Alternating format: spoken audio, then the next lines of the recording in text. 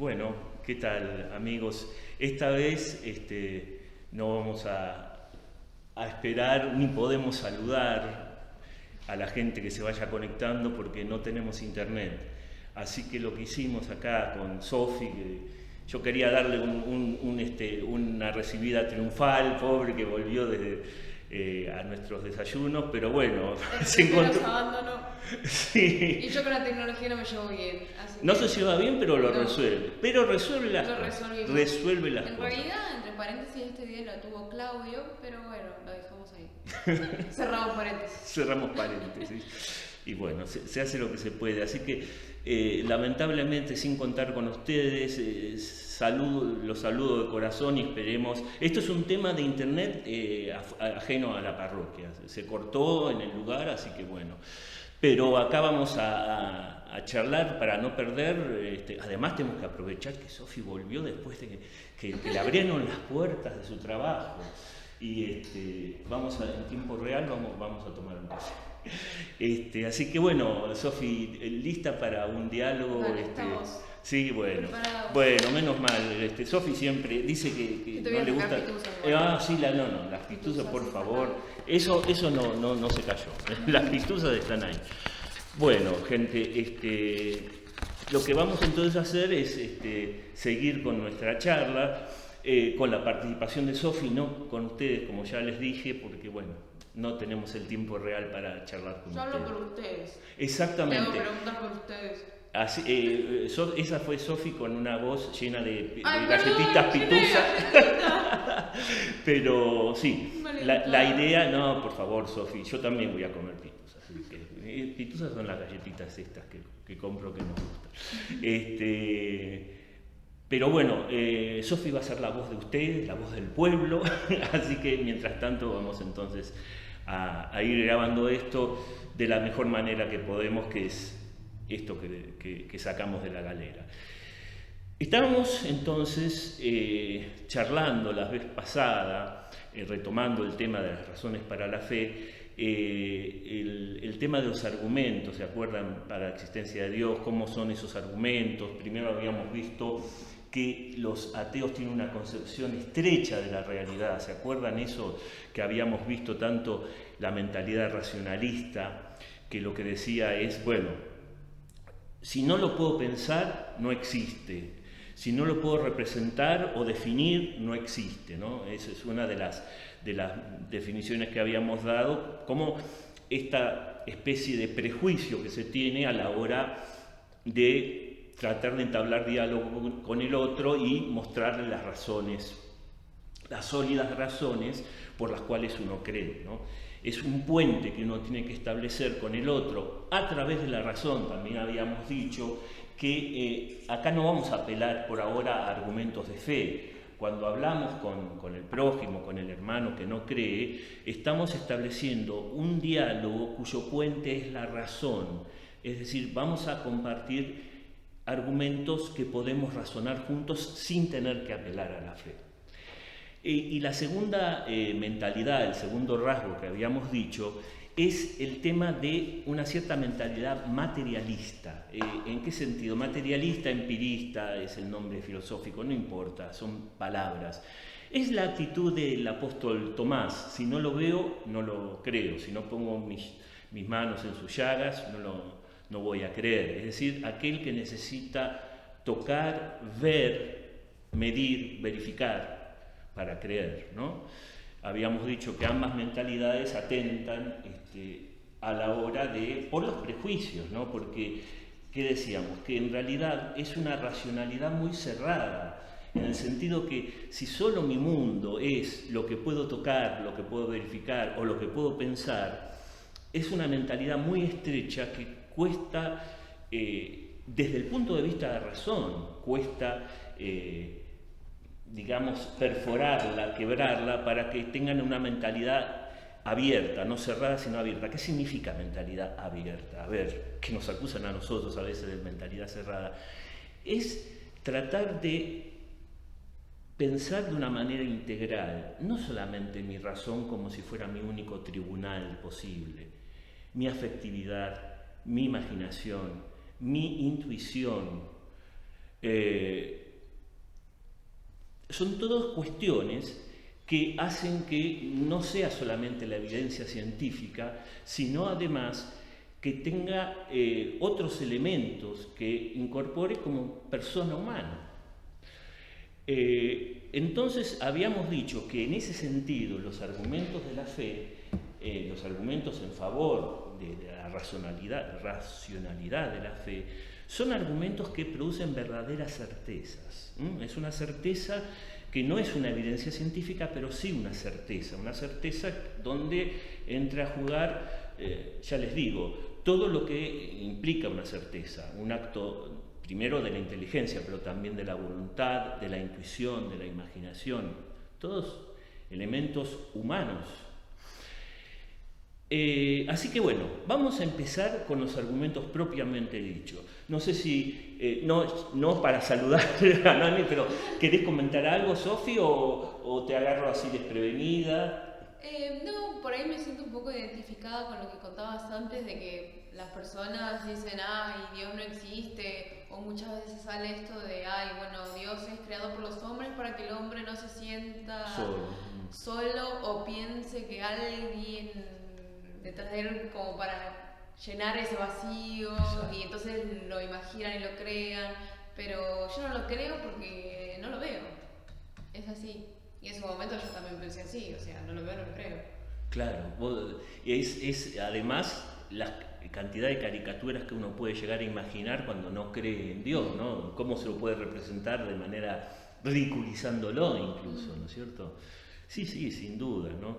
Y eso de que el hombre en realidad imagina a Dios es una proyección, ya es una cosa que vos lo mencionás, pero es una cosa que ya el primer filósofo ateo de la modernidad, que se llamó Ludwig Feuerbach, lo pensó a mediados del siglo XIX. Y decía que Dios es como una especie de proyección del hombre, de la necesidad que tiene el hombre. Por ejemplo, un hombre que se siente desamparado, huérfano, imagina en el cielo un Dios Padre. Un hombre pobre, desprotegido, se imagina un Dios todopoderoso. Y así seguido. Entonces, lo que podemos contestar a eso, a los que nos dicen eso, es bueno, el hecho de que nosotros necesitemos a Dios, nos proyectemos a Dios, no significa que no exista. Uno puede, acá mi señora me va a criticar porque tengo mal la remera. Uno puede imaginar, por ejemplo, uno está en medio de la montaña y se está muriendo de sed. Y puede imaginar, puede ir en pos de un torrente de agua, un manantial, pero el hecho de que yo busque el manantial no significa que no exista el manantial. El hecho de que yo necesite esa agua para saciar mi sed no significa que no exista. Puede ser que esté en un espejismo en medio del desierto, es cierto, pero también puede ser que tenga un manantial o un oasis a algunos kilómetros de distancia. Es decir, el reconocer que yo tengo necesidad de Dios, el reconocer que yo lo busco por una necesidad, no implica que no exista, ni que exista tampoco, ¿no? O sea, en realidad, visto desde el punto de vista de la fe, sabemos que Dios puso en nosotros esa sed de infinito, ¿no? Pero no es un argumento para refutar el hecho de, bueno, vos lo necesitás y por eso lo imaginás. Bueno, yo me puedo estar muriendo de sed y puedo, sí, imaginar un espejismo o puedo escuchar un torrente de agua. O sea, mi necesidad no refuta que sea imaginario lo que busco. Y yo pienso que al mismo tiempo la otra persona siente lo mismo que uno, ¿no? Por ahí te dicen, ay, vos católico que te imaginas un Dios para pensar que alguien te cuide, ¿no? Pero la otra persona siente lo mismo, pero no sabe a quién poner en ese lugar, ¿no? Claro. O cómo sentirse representado, a quién darle esa tarea, ¿no? Siente lo mismo, nada más que... Lo reemplaza por alguna otra cosa. Alguna otra cosa. Es que en el fondo son todas realidades que nosotros como seres humanos tenemos, y si no creemos en Dios, la proyectamos en cualquier otra cosa. O sea, alguna cuestión tenemos que ponerla como magnitud suprema de nuestra vida. La fama, el dinero, la gloria, el placer, lo que fuera, o Dios, que es el verdadero absoluto para nosotros, ¿no? Pero siempre como tenemos esa sed de infinito, tenemos que entronizar, si no tenemos a Dios, algo que sea nuestro referente absoluto. No sé si vos leíste, seguramente sí, los ejercicios espirituales de San Ignacio de Loyola, que decía que el hombre por naturaleza, dado por Dios, tiene como esa necesidad de buscarlo.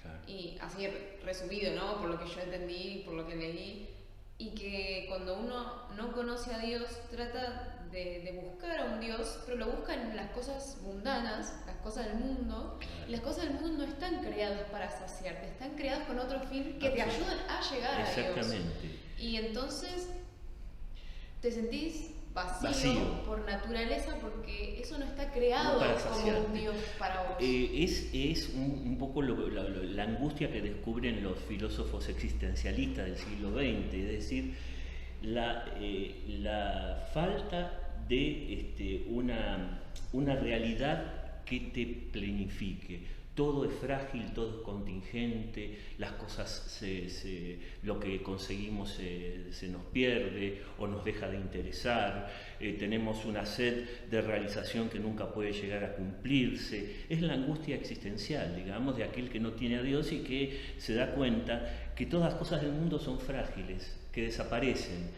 Uno quiere lo infinito y consigue solamente las cosas finitas. Uno quisiera abarcar con su mano todo el universo y solo consigue unos granitos de arena en la mano. Esa desproporción entre lo que uno desea y lo que uno obtiene es la angustia, la angustia del hombre sin Dios, digamos, la angustia existencial. Pero bueno, eso me puede dar pie para complementar. Hay dos tipos de caminos que la Iglesia, incluso lo dice el Catecismo, vamos a resumir, se pueden transitar para llegar a Dios. Uno es a partir del hombre y a partir de la sed de infinito, que bien decía Sofi, se tiene. Y cómo esa sed de infinito puede terminar en lo que decía San Agustín. Nos hiciste, Señor, para ti, y nuestro corazón va a estar inquieto hasta que no descanse en vos, ¿no? Ese corazón inquieto, esa sed de infinito, que de alguna manera desemboca en Dios, ¿no? El hombre es un ser que busca lo infinito, pero es frágil, es contingente, finito. Ese es uno de los caminos que muchos autores transitaron para las pruebas de existencia de Dios. Y el otro camino que nos vamos a referir ahora es el camino del mundo, de la creación, es decir, lo que vemos, lo que nos rodea, el universo, las cosas, la naturaleza.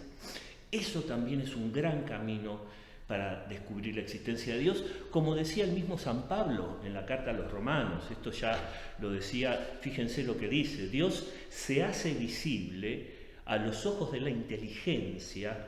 ¿Ven? Está hablando no de la fe, está hablando de los ojos de la inteligencia, desde la creación del mundo por medio de sus obras. Por medio de las obras de la creación yo puedo llegar a Dios por la inteligencia, me lo dice San Pablo en la carta a los Romanos. Algo parecido dice el Catecismo de la Iglesia Católica, desde el movimiento, la evolución, el origen, la belleza de las cosas uno puede llegar a Dios. Y bueno, es un camino que especialmente, no vamos a hablar de esas pruebas porque son muy filosóficas, pero vamos a hablar de la idea que hay detrás. Son las famosas vías de la existencia de Dios de Santo Tomás, las 5 vías, que justamente partiendo del mundo y de la creación uno puede llegar a conocer a Dios, a demostrar de esa manera la existencia de Dios.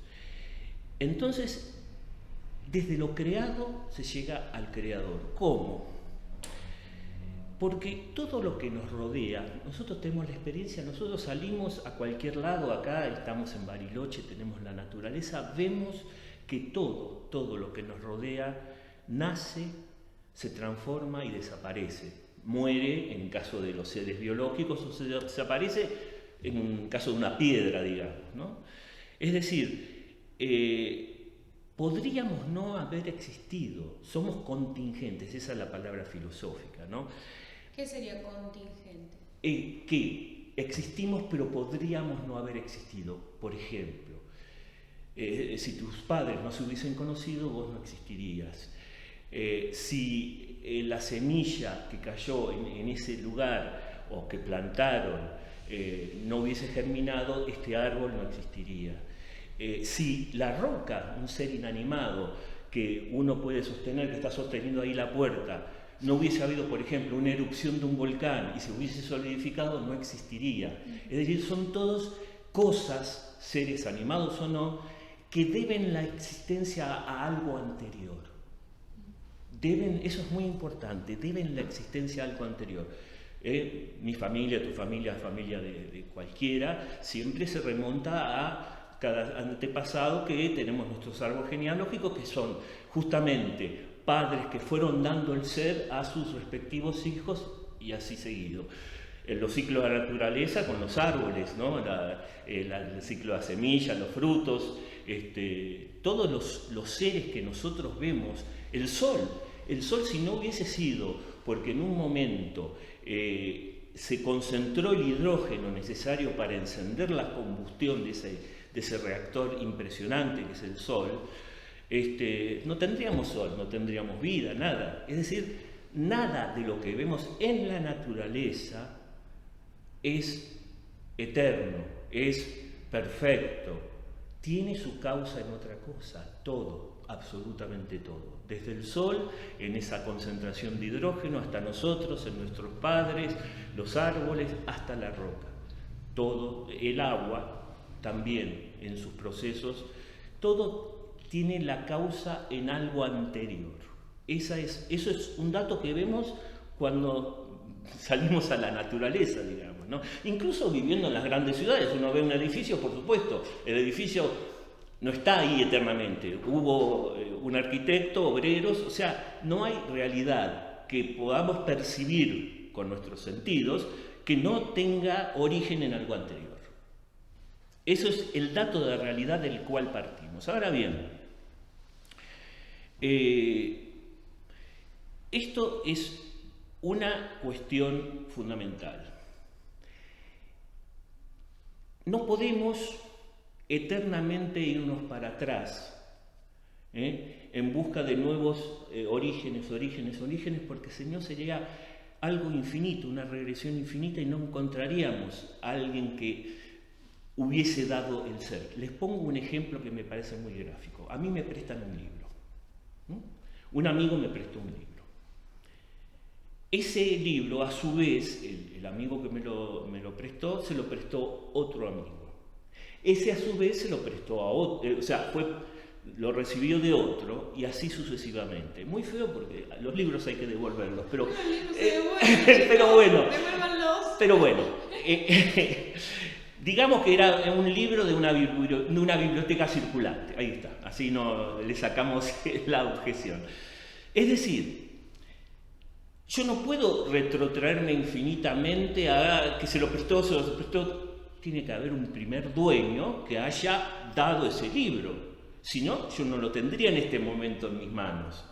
Es decir, me lo prestaron. Yo le pregunto, no puede ser así infinitamente, porque si no, yo no lo tendría. Si no hubiese un primer dueño del libro que diga, te lo presté, yo no podría tenerlo ahora. Ese es un poco el argumento. Pero ¿qué pasa? Lo que estamos hablando acá no es de alguien que está ahí al principio del calendario dándole el libro, un señor de barba poderoso. No, estamos hablando de que esta realidad contingente, esta realidad donde nadie puede darse a sí mismo ni el ser ni las cosas, necesita que le vemos la vista. No puede simplemente ser una realidad más, porque si fuera una realidad más, a su vez diría, bueno, ¿y eso quién se lo dio? ¿Quién le dio el ser? ¿Quién creó a eso? ¿Quién creó? Sería infinito. Entonces eso nos muestra que porque estamos acá, nos damos cuenta que eso apunta a un Dios que nos está dando el ser, infinito, que no tiene no fue creado por nada, no le debe a nadie su creación. Y porque hay alguien así, que no tiene nada que ver con la creación, es que estamos acá. Acá Sofi va a ser la intérprete. ¿Se entiende esto? Si no, lo volvemos a ver, porque sé muy sincera en esto y mientras tanto me como una pituza. Es complicado el argumento. No, a ver, Yo creo que entendí es que todo lo que hay nosotros, la naturaleza, las cosas, tiene un origen. Y no podríamos explicar todo el tiempo el origen, por qué pasó esto, por qué pasó esto, por qué pasó esto, por qué pasó esto. Eternamente, digamos, hasta el infinito. Claro, y en un principio vamos a llegar y... ¿Y qué pasó? Vamos a llegar al Big Bang y bueno. Eso es lo que te lleva. Sí. Ahora, eso, como no puede haber una regresión infinita y como el mismo universo necesita una causa. ¿Por qué? Imagínense que yo me encuentro caminando por un bosque una esfera perfecta, ¿no? Y imagínense que incluso tiene esos cristalitos, eso que cuando uno lo agita, digo, bueno, obviamente esto no apareció de la nada, o sea, tiene que haber habido alguien que lo puso ahí, alguien que lo hizo, porque no es de la... Me pregunto, ahora, si esa esfera tuviera el tamaño de una casa, también me preguntaría quién lo puso ahí. Si tiene el tamaño del planeta Tierra, también. Y si tiene el tamaño del universo, también. No dejo de preguntarme quién lo puso ahí, aun cuando el tamaño sea de todo el universo. O sea, no solamente las cosas, sino el mismo universo necesita alguien que lo haya puesto ahí, porque si no, las cosas, la moraleja es las cosas no dan razón de sí mismas. Fui regalado, valga la expresión, por alguien. ¿Por qué? Porque me doy cuenta que esa palabrita, soy contingente, estoy acá pero podría no haber estado, porque depende de cuestiones que podían no haberse dado. Es decir, le debo mi existencia a un cierto don, si querés en términos más materialistas, le debo la existencia a ciertas causas que se dieron antes que yo existiera.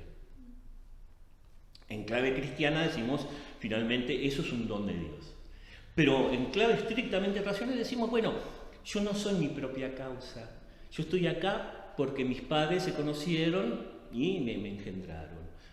La piedra está acá, incluso una piedra, como digo yo, el arroyo, cualquier cosa que sea inanimada, por una causa anterior, no existió desde siempre. Siempre, todas las cosas que vemos, incluso la campana, le debe la existencia a otra realidad que no es ella misma. Nadie se puso a sí mismo en la existencia, nadie se dio a sí mismo el ser, siempre dependemos de otro. Y si retrocedemos eternamente y no encontramos a alguien que haya dado un primer don, sin que a su vez a él se lo hayan dado, no explicaríamos toda la cadena, porque no existiría el primero. ¿Quién puso a funcionar la maquinita? Claro. No tendríamos el libro porque no hubo una primera persona que dio el libro, no tendríamos el libro en la mano. Pero eso, para entenderlo bien y no caer en eso de un señor de barba blanca que está ahí al comienzo del tiempo girando el universo, lo que nos hace es darnos cuenta que hay una realidad que no es contingente, que hay una realidad que no puede ser contingente, porque si no sería simplemente agregar un eslabón más a la cadena y seguir preguntándonos quién puso ese ahí. Nos damos cuenta que hay una realidad que no le debe su existencia a nadie y que por eso nos regaló esa vida, nos regaló ese existir y explica toda la evolución del universo, porque nos está dando el ser sin que él le deba nada a nadie. Si le hubiese debido algo a alguien, tendríamos que seguir remontándonos a las preguntas y nada tendría explicación. ¿Se entiende el argumento? Estoy hablando con Sofi, pero también estoy hablando con ustedes. Ustedes después, si quieren, por supuesto, tienen mi mail, tienen el chat cuando funcione internet, pero bueno, en este momento yo la estoy pobre peloteando a Sofi porque es la única persona que tengo para dialogar y no me gusta monólogo, así que pobre. El retorno de Sofi fue complicado, porque no sé. Tranquilo, yo me lo esperaba, con el internet no me llevó muy bien, así que vine preparada para cualquier cosa. Ah, sí, estabas espiritualmente. Pero tenía mi confianza en Pepe, que me falló, así que después lo voy a retar. Bueno, eso después, los trapitos lo vamos a, después apago la cámara y vamos a sacarle el cuero.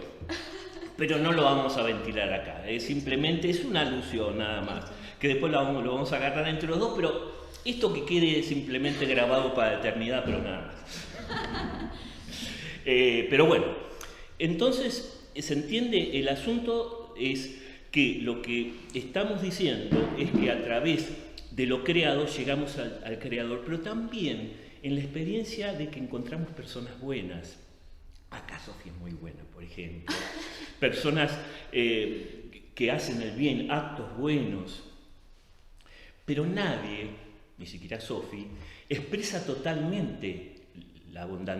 No agota la bondad. O sea, siempre a todos nosotros nos pasa. Somos seres humanos, somos falibles, somos contingentes, somos pobres, tenemos pecado. Y nunca podemos hacer totalmente el bien. Nunca podemos realizar totalmente y de una manera permanente el bien. Eso, muchas veces fallamos, o sea, es el camino de todos nosotros, ¿no? Siempre queremos realizar absolutamente el bien, pero siempre hay algo que nos falta. ¿Por qué? Porque no somos infinitos, porque no podemos realizar infinitamente eso. Simplemente somos peregrinos y hacemos lo que podemos de cara a Dios, pero bueno, estábamos diciendo argumentos racionales, ¿no? Pasa lo mismo con la belleza. Uno ve un paisaje bello, especialmente acá en Bariloche, ¿no? Y como que siempre se queda anhelando o pensando que eso remite a algo más grande. Nunca la belleza de un paisaje se agota. Hay algo que... yo no digo, esto es lo bello. Uno dice, qué belleza, pero uno siempre se queda como añorando algo. Es un argumento, si les como interesa. Pensando que hay algo más lindo que eso. Exacto. Y que yo solamente puedo ver eso, pero hay algo mejor. Es la punta del iceberg. Eso es un argumento típico de Platón. Platón decía que había como ideas, o sea, los ideales en el cielo, y todo participa de eso, ¿no? De alguna manera. Entonces uno tiene como una nostalgia cuando uno ve un rostro bello, un paisaje bello, una acción bella, una obra de arte bella. Siempre uno se queda como degustando eso y anhelando alguna cosa que no llega a ver ahí. No está ahí presente. O sea, te remite, pero no está totalmente ahí presente. Te eleva de alguna manera. Es una experiencia estética, ¿no? Y este camino también es un camino a Dios. Porque si hay tantas cosas que son bonitas, bellas, buenas, pero no es el pleno bien, eso me remite a alguien que es el pleno bien, a alguien que es la plena belleza y de la cual las cosas participan en cierto grado. Es decir, reciben de ese que ya decimos que es un creador, también recibe un grado de belleza, un grado de bondad, un grado de bien, pero no lo agota, porque solamente Dios es infinito. Y porque yo tengo en esa experiencia el hecho de, lo veo pero no quedo totalmente saciado. Me podría quedar todo un año mirando un paisaje, pero no me sacia del todo. Hay algo, ¿por qué? El paisaje es bellísimo y me quedo encantado, pero es como que me eleva a algo más y más y más que no puedo llegar a captar. La verdadera obra de arte siempre te remite a otra cosa, siempre te remite a algo que no podés aferrar en los meros trazos de la pintura. Hay algo que no alcanzo por eso, esa sed de infinito que no se sacia de vuelta. Eso me lleva a la suma belleza, al sumo bien que solamente es Dios, ¿no? Es otro camino, ¿no? O también el tema del orden y la finalidad, ¿no? Las cosas irracionales, los seres irracionales, cómo vemos continuamente mecanismos asombrosos, pero hay miles y miles de ejemplos. Uno prende esos Nat Geo, o sea, los canales, sí, claro, o esos canales que, exacto, esos canales que hablan de la, exacto, claro, y te muestran esas cosas, esos mecanismos asombrosos, qué sé yo, el lenguaje de las abejas para mostrar dónde está pero las abejas no son seres racionales. Los mecanismos de la naturaleza, los mecanismos de polinización, una flor especialmente se muestra especialmente atractiva para que la abeja la polinice. O sea, una vez estaba... Sí, por favor. Paréntesis, una vez estábamos No, viendo yo en realidad puse un documental y tengo un gatito, Vinci, se quedó re atrapado por el documental, se quedó ahí al bordecito de la cama y miraba. Lo que pasa es que había un montón de pájaros por eso. Pero no, lo que quería llegar era que, lo que decías vos, una vez me quedé súper asombrada con, no me acuerdo en dónde, pero era también un documental que mostraban cómo los pájaros se presumían entre ellos. No sé cómo decirlo, no me acuerdo qué pájaro, era como un pájaro negro, y era como que él, el pájaro, donde vivía, limpiaba todo su lugarcito, sacaba las ramitas, sacaba las preparaba hojas, todo. como que limpiaba todo para cuando venga la pajarita, porque si estaba todo sucio la pajarita no quería y se iba. Y después de limpiar todo el lugar donde él estaba, esto es real, chicos, yo los vi con mis ojos, después voy a buscar la información de cómo es el pájaro y les cuento. Y después de limpiar todo el terreno, hacía como una especie de danza para ella, para de la cortejo. pajarita. Claro, y si a ella no le gustaba se iba, pero bueno, si le gustaba, bueno. Claro. Pero esa cosa de que no te explicás cómo un pájaro hace todo eso. Porque no lo entendés. Porque no, además, no se puede explicar porque no son seres que tengan inteligencia. Claro. Un pajarito es una cosita, tiene un cerebrito así apenas. Y esas cosas, y para no hablar de una abeja o de una flor, o de un animal como el camaleón que se camufla para defenderse. ¿De dónde le vino ese mecanismo? Es decir, y nosotros mismos también, porque se supone que somos seres inteligentes, se supone, pero además tenemos nuestros sistemas, el sistema circulatorio, el sistema digestivo, el sistema nervioso, el cerebro que es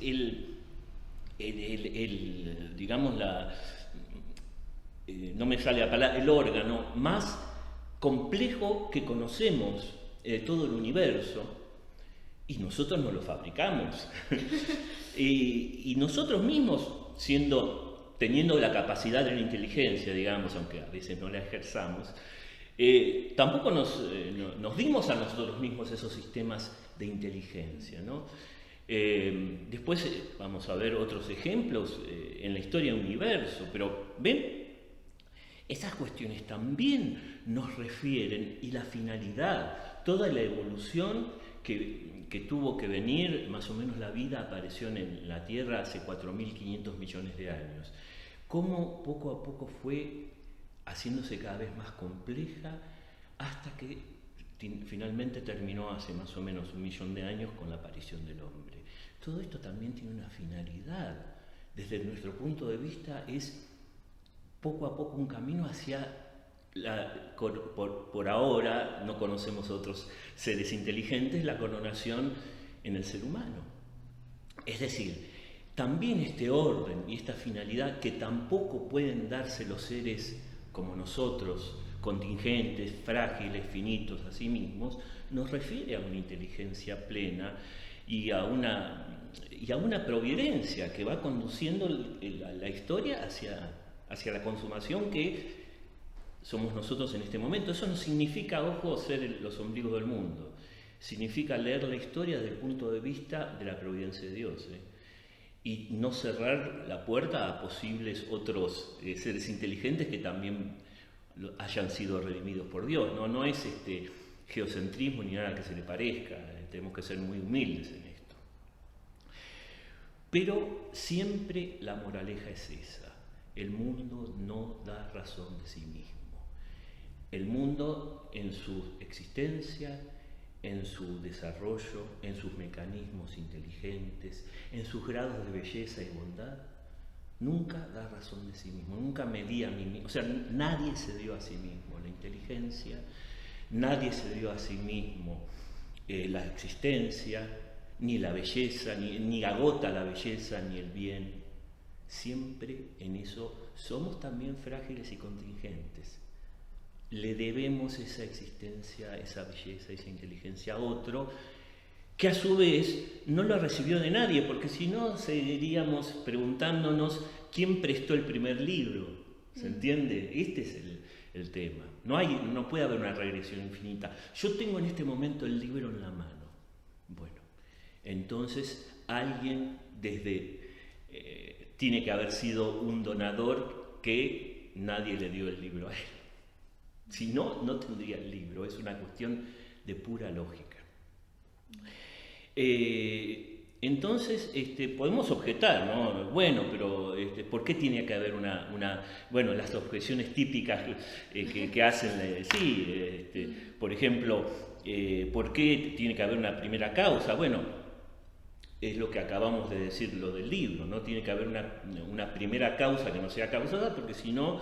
Por lógica. Por lógico, porque si no, si yo existo y le debo la existencia a otro, y eso es otro, no podría haber habido una cadena que llegara hasta mí. Piensen de vuelta en el libro, que me parece que es un ejemplo muy visual y gráfico. Yo tengo el libro y por lo tanto hay alguien que fue el dueño que se lo prestó a la primera persona que empezó a hacerlo circular. Eso es un poco,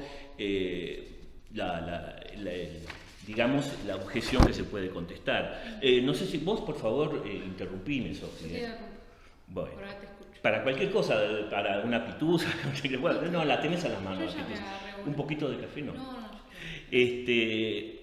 Otro típico, esto especialmente parece que, yo por lo menos lo escuché de gente que perdón la expresión, que se cree muy piola, ¿no?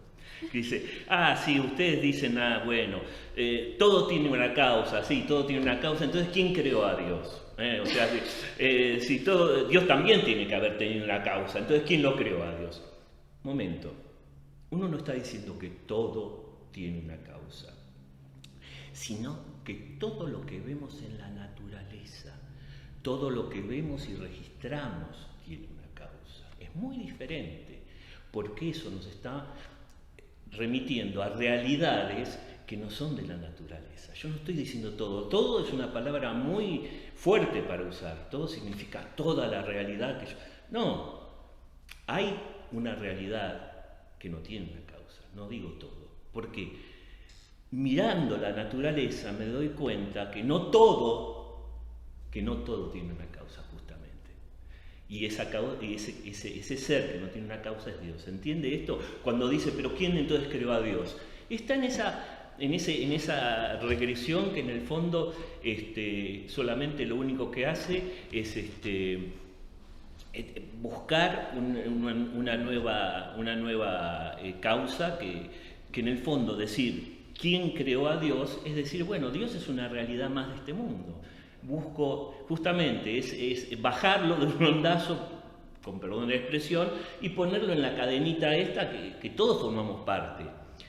Es una falacia decir eso, porque decir quién creó a Dios es decir en el fondo quién creó a esta criatura que es Dios. Es decir, quién creó a este ser contingente que necesita otra causa que es Dios. No. Cuando vemos que todos... nadie se dio a sí mismo la existencia, que todos debemos la existencia y todas las demás cosas que dije, el orden, la inteligencia a otro, tenemos que elevarnos a darnos cuenta que hay alguien que nos dio todo eso y que entonces no es creado, porque si no estaríamos en el mismo de siempre, sería una criatura más. Y por eso también la objeción, ¿no? Puede uno decir, no sé si vos alguna vez te encontraste con este tipo de objeciones, o por ejemplo, ¿por qué necesita una explicación las cosas? ¿Por qué tenemos que buscar una explicación? Imagínense que estamos caminando por un depósito de chatarra, ¿no? Otra comparación. Y encontramos... ¿Un depósito de qué? Un depósito de chatarra, sí, ¿no? Sí. Y encontramos ahí tirado en medio de la chatarra un reloj de esos suizos de cuerda que ya no existen más, perfecto, funcionando, ¿no? Diríamos, bueno, esto debe ser que se derrumbó un poco de chatarra, se revolvió y ahí apareció el reloj. O pensaríamos que hay alguien que diseñó ese reloj y se le cayó, lo puso ahí.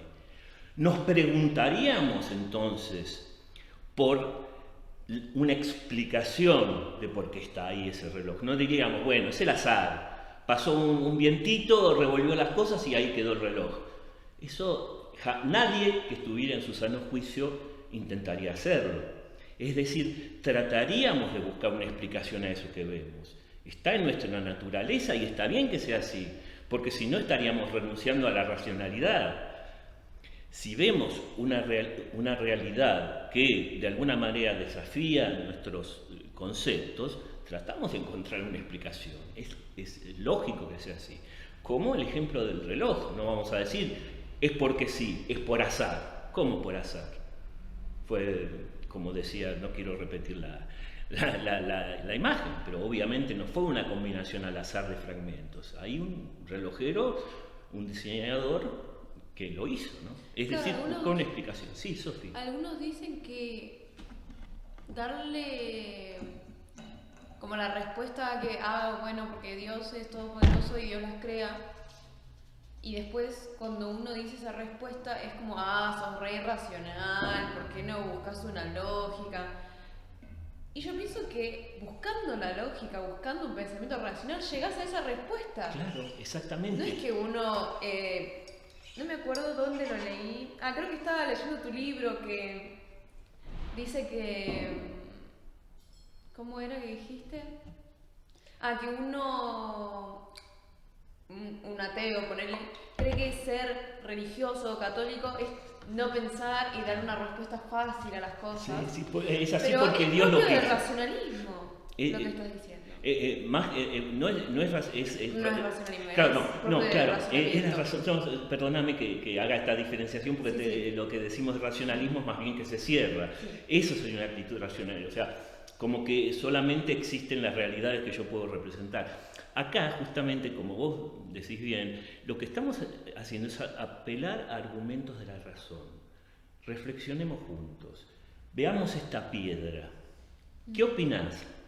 ¿Se dio la causa a sí misma? Yo no estoy hablando ni de la fe, ni de Jesucristo, ni de Dios, nada. Estoy, por ahora, ¿no? Estoy hablando de esta piedra. Y entonces, ver que todo, así como esta piedra, absolutamente todo, como decía, el sol, la luna, nosotros, el arroyo, el árbol, la piedra, nada tiene una explicación en sí misma. Siempre proviene de otra cosa. Entonces eso por lo menos nos tiene que movilizar de alguna manera el pensamiento. Y preguntarnos si puede las cosas existir así en el aire sin una primera explicación. Preguntarnos por lo menos, planteemos objeciones, pero esto es cualquier cosa menos irracional, estamos reflexionando juntos. Vos me podés hacer objeciones, bueno, sí, en realidad una regresión infinita es posible, bueno, meternos en cuestiones filosóficas que en el fondo son perfectamente refutables, como el ejemplo del libro, pero por lo menos estamos reflexionando y no estamos siendo irracionales y decir, no, a mí eso es porque Dios lo quiso así y cerrar los ojos. Como yo digo, no se trata de poner el cerebro en formol, se trata de reflexionar juntos para ver que tenemos argumentos sólidos y profundos antes de hacer el salto de fe, porque creo que vale la pena una vez más aclararlo. No estamos hablando acá de la fe en sí misma, no estamos hablando que estos argumentos nos hacen creer. Ojo, estos argumentos son la antesala, son los argumentos que nos hacen ver que no es irracional creer en Dios, que uno es la imagen de saltar a la pileta con o sin trampolín. Los argumentos de racionalidad, estos argumentos de la razón, es el trampolín que nos hace poder saltar de una manera armónica a la fe, no despatarrados como si no tuviéramos un salto al vacío o sin trampolín. Pero uno puede llenar toda esta habitación, estamos acá en la sala de reuniones del primer piso de la parroquia, que es muy grande, y uno puede llenar acá de argumentos para la existencia de Dios de todo tipo, y aún así no tener fe, aún así seguir acumulando y acumulando y acumulando y no darse, o por cobardía, o por reticencia, o por escepticismo, por lo que ustedes quieran, no dar el salto de fe. Recién yo, cuando me arrojo en los brazos de Dios, con todo mi ser, con todo mi sentido, con todo mi corazón, con mi inteligencia, ahí recién, cuando acepto a Dios, y ahí sí estoy hablando de la fe, ahí sí estoy hablando de la fe, recién ahí recibo el don de la fe. Mientras tanto, esto es el camino, el trampolín, pero no es la fe, no nos confundamos, porque si no, entonces sí somos racionalistas. Si no, entonces sí creemos que simplemente Dios se demuestra y ya automáticamente empiezo a tener fe. No, esto es lo que llaman los preámbulos de la fe, lo llaman los pensadores de la Iglesia. Es decir, mostrar que mi salto no es un salto ciego, pero es un salto. Eso me parece interesante. La fe es un salto, pero no es un salto ciego. Pero es un salto.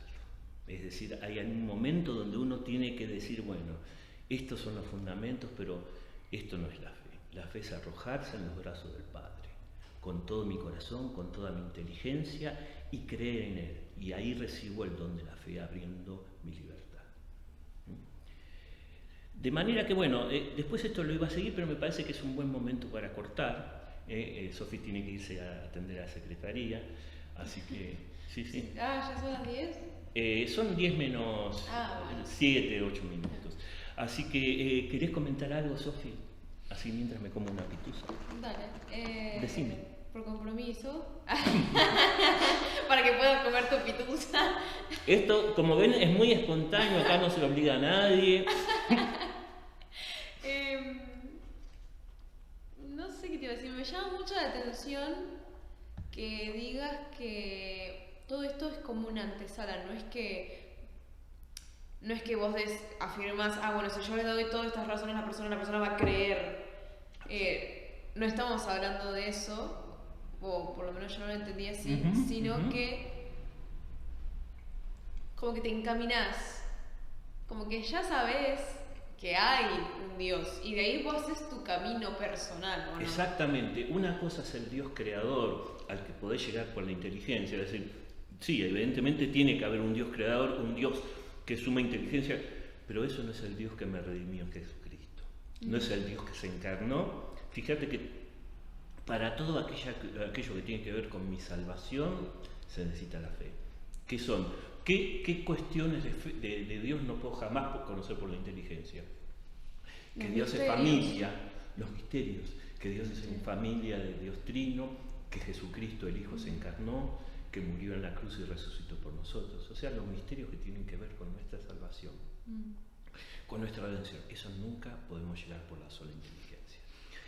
Llegamos a abrir la puerta de ese Dios que nos creó, y ahí a través de eso empezamos a ver que ese Dios que nos creó nos habló. O sea, empezamos a ver que es lógico. A ver, antes de la fe puedo decir, bueno, es razonable que si Dios me creó y me puso acá y se preocupa por mí y es providente, es razonable que me haya dirigido la palabra. Es razonable. Entonces, pues agarro la Biblia y digo, esto es la fe. Paso de lo razonable a lo creyente. Dios verdaderamente lo hizo y entonces escucho su palabra. Entonces, ¿esto por qué? Porque nos acusan tanto de irracionales, o tal vez aquellas personas que quieren caminar y desarmar sus objeciones que a lo mejor le metieron en la cabeza culturalmente, ¿no? También mostrar que hay un camino que es transitable, o esa persona que está cerrada, como digo yo, ponerle una piedrita en el zapato, darle algo que pensar. Y fíjense, yo no estoy hablando acá, no, te vas a condenar y te vas a ir al infierno. Estoy hablando de cuestiones que movilizan de alguna manera mi inteligencia y tratan de abrir esa inteligencia, que deje de mirarme el ombligo, como el materialista que solamente toca y si no lo toca no existe, o el racionalista que solo si no está en la cabecita. Es tratar de ver que hay una racionalidad, una manera de ser inteligente mucho más amplia, mucho más abarcativa que mirarse el ombligo de esa manera. Eso me puede predisponer finalmente a aceptar a Jesucristo, dicho en términos concretos y claros. Pero no estamos hablando de esto, estamos hablando de que hay un camino transitable para aquel que tiene objeciones, para aquel que tiene una racionalidad cerrada, para aquel que a lo mejor es un buscador y nada más. que no se necesita para ese salto de fe dejar el cerebro de lado, todo lo contrario. El acto de fe es un acto de toda la persona, como decía, inteligencia, voluntad, amor, intuición, imaginación, todo lo que somos, todo lo bueno que hay en nosotros. Eso, todo lo bueno que hay en nosotros, tenemos que ponerlo en los brazos de Dios. Por eso no es solo de inteligencia. Si fuera solo de inteligencia sería una ecuación matemática. Yo soy un matemático experto y por eso creo en Dios. No, acá no se trata de eso. Así que bueno,